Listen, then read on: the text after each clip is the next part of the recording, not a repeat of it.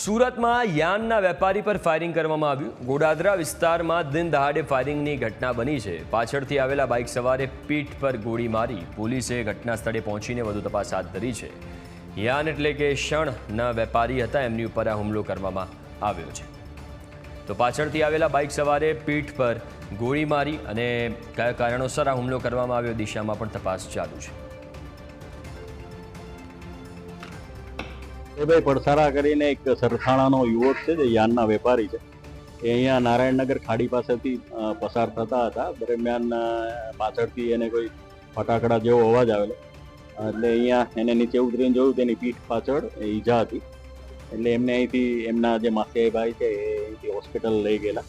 ત્યાં લઈ ખબર પડેલી કે એમના પીઠ પાછળ ગોળી વાગેલી છે, જે તમે તેનું હાલ ઓપરેશન ચાલી રહ્યું છે. અને પોલીસ હાલ કઈ રીતે ફાયરિંગ થયું, કોના દ્વારા થયું, પોલીસ હાલ તપાસ કરે.